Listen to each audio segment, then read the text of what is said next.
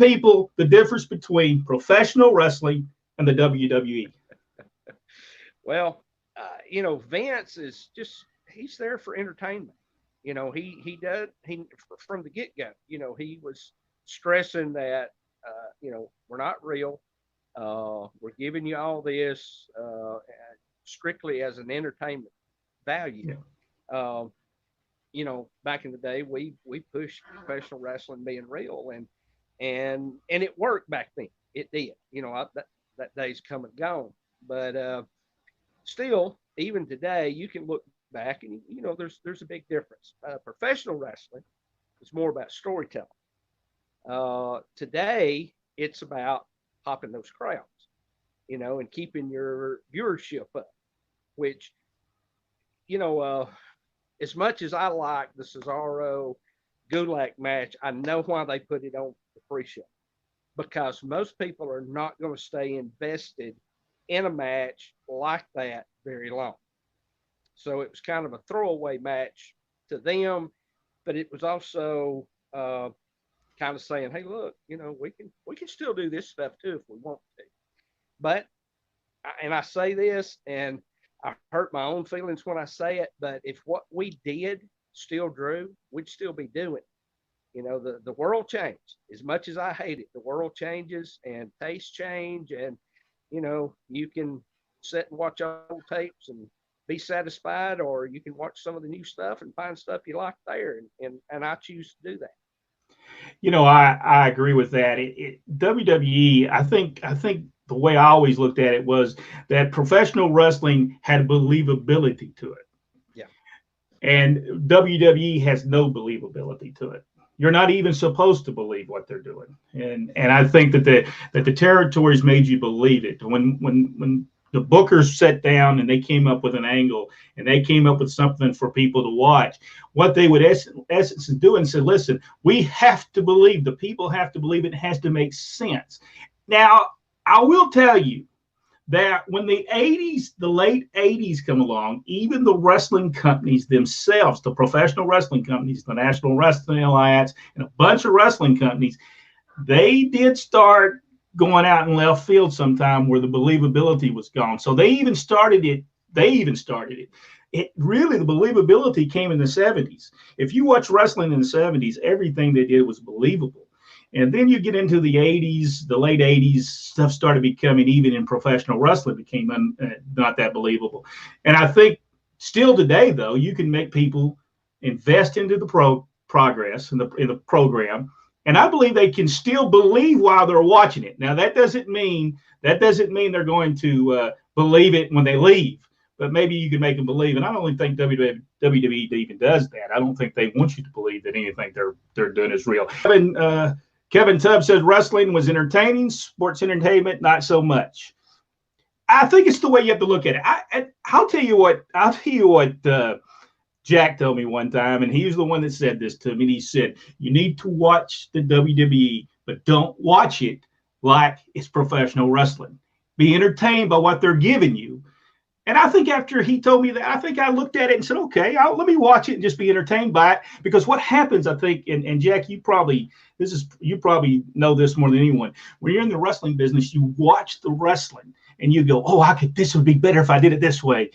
I think it's even being a football player or something. I don't know that you can actually watch it without trying to be the armchair quarterback. Don't you think that's true? Yeah, and I had a hard time for years. I would watch a show and I'd get online and I'd critique everything. And then I had two realizations. One is they're not listening to me. And two, if I was as smart as I thought I was, I'd be up there doing what they're doing. So they're smarter than me. They know stuff that I don't know. So I just shut up. And once I figured out that if I shut up, I could actually sit back and enjoy this. Yeah, and that's what I did. I started enjoying it. Now, I won't tell you I watch every program because I only watched Raw and I watched SmackDown. I have watched All Elite Wrestling a little bit. I'm still not a big fan of their product. I think Vince McMahon is 10 times more professional wrestling than All Elite Wrestling is. I think they have a long way to go. I think they need to put Jim Ross over that. Let Jim Ross run that and let him come up with the storylines and what happens. Because, I mean, they want to talk about Vince. I mean, they just had Matt Hardy go from one place to the other and teleport himself. And so I don't know if that's professional. I don't think that's professional wrestling. That's entertainment. So I don't know if they can be any different. All jokes aside, man, he's a great guy. Jay Smith, I always give wrestling a chance today. Watch a couple of minutes here and there. Whatever happened to do just two guys locking up in wrestling without 45 kick flips off the top turnbuckle? You know, Jay, I understand what you're saying, because I don't think this is what I think the problem is with the WWE or All Elite Wrestling. When I watch what they do today, they'll come in for a clothesline, and instead of following through with that clothesline, they wait till the guy ducks to make the clothesline. It's a step wrestling today. It's more of a ballet basically than it is a wrestling match. And I believe they could incorporate all that together and, you know, go to a headlock, work your way up to the next move, do your 3 or 4 or 5 high spots back to the headlock. And I think it would make the people happy that's watching wrestling today, there's wrestling fans, and maybe make the people bring in because at one time, I'm not, maybe somebody out there can make sure that I'm correct, but did not at one time in the late 90s, was not 8 to 10 million people watching wrestling every week? I think combined, yeah. For both wrestling. So where did these people go? Did they? Well, that was the thing is, you know, when Vince bought out WCW, the hope was that all of those WCW fans would now come to WWE because there was no other product. But the reality is that they just turned the TV off. They didn't go to Vince. You know, they had their preference at WCW, and if they didn't have it, they were just, you know, maybe, I don't know if content's the right word, but they wasn't going to go to WWE to get their fulfillment. So, you know, those, you know, the war was great while the war was going on. Yeah. But once the war was over, there were casualties everywhere. Yeah,